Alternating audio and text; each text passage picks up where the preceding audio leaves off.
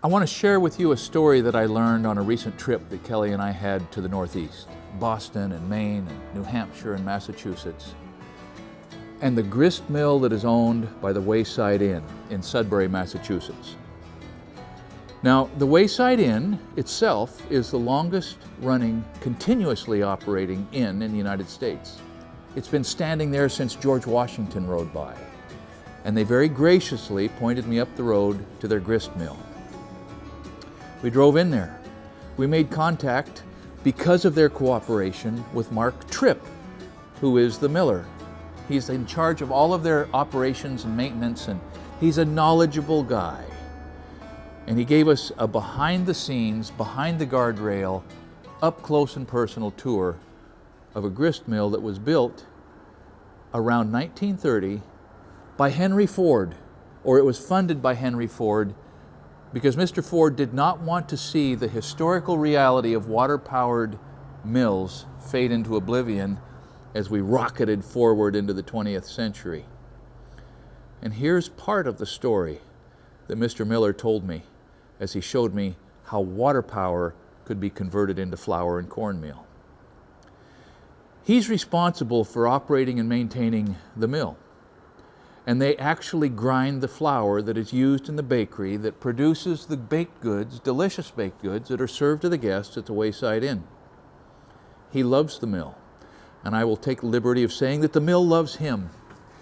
And so one of the first things that he pointed out to me was that there's a DC electrical generator that was put in there that's not functional, that was installed by Thomas Edison's own hands. There's an old fuse box there with wires that are in place that Mr. Edison himself put in. And you can imagine the conversations between Ford and Edison. Edison, I need you to come up here to Massachusetts and I don't know how it went. But the fact is, those two giants of industry were involved with this beautiful little installation. And as Mark Tripp was giving me the tour and explaining to me the works and the stones, which came from France, and the workmanship that was involved, he told me a story that happened, I think, perhaps in the last 5 or 6 years. He was in the mill, and a family group came to tour. And he said that included in this family group was an old man in his 90s, well into his 90s, who was physically frail and mentally sharp. He came into the mill, and the first thing he said was, "You changed the color of my water wheel." Well, that had Mark's attention. And the old man told him that it was his dad and his uncle that provided and installed the guts of the mill and poured the concrete footings and installed this wonderful mechanism on this little stream in Massachusetts. He had a clear memory of being there as an 8-year-old boy helping. He had a clear memory of meeting Henry Ford. In fact, Ford either helped him make or gave him, I'm not sure. I don't quite remember. But the 8-year-old boy ended up with a pocket knife from Henry Ford, and he was helping his dad. He was doing, as he thought, a man's work. And this little old man was telling Mark all about it and explaining to him the processes and what he remembered and the family enterprise of installing these kinds of things on the eastern seaboard. The mill has what is termed a bull gear. It's a large diameter gear. I'm going to say it's 6.5 feet or 7 feet in diameter. It's steel, cast steel, perhaps cast iron, and perhaps 3 inches thick. And it turns and runs in a concrete trough that's about 7 inches wide, and it's full of water, so that this bull gear is immersing itself in water as it makes its circular rotations over and over and engages with the gear that's on the shaft of the axle that is attached to the water wheel, so the incoming power on the water wheel is transferred to the mechanism through the bull gear and lubricated by the water in the trench. Well, the mill was installed. They had done their work. The kid had been part of the process. And the old man is telling the story of being tasked with filling the oil cups on the entire mechanism before they started it up in a serious way. Oil cups were the way that mechanisms were oiled. It's a vessel, usually with a cap on it, that you pour full of oil, and it provides either a steady stream or a steady drip into the bearings. Visualize the 8-year-old boy in his bib overalls, climbing around through the mechanisms where nobody really goes now, filling the oil cups. And he was filling an oil cup adjacent to the bull gear, and he was leaning over, and his pocket knife, his Henry Ford pocket knife, slipped out of the pocket of his bibs and dropped into the trough full of water in the bull gear slot. Bloop! Gone. Forever. Couldn't reach down in there. There wasn't enough clearance. It was quite a ways. And he probably, I'm ad-libbing here, was afraid to tell his dad. I don't know. But the kid lost his knife. And the old man was telling Mark Tripp the story. And as Mark was hearing the story, he thought, I wonder.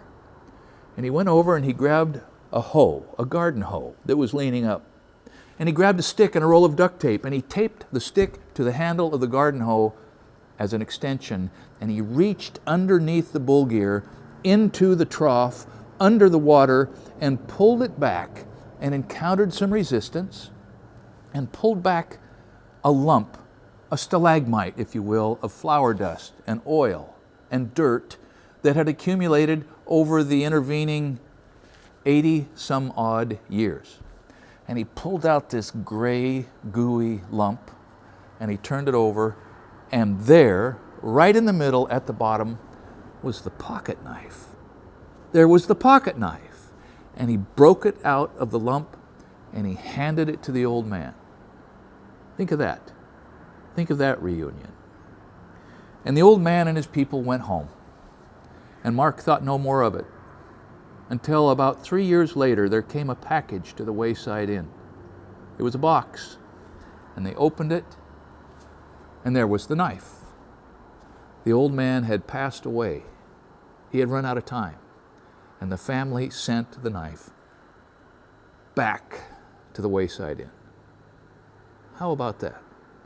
So I'm not positive why this story is so compelling to me. But it took our breath away when we were standing there listening to Mark tell us that.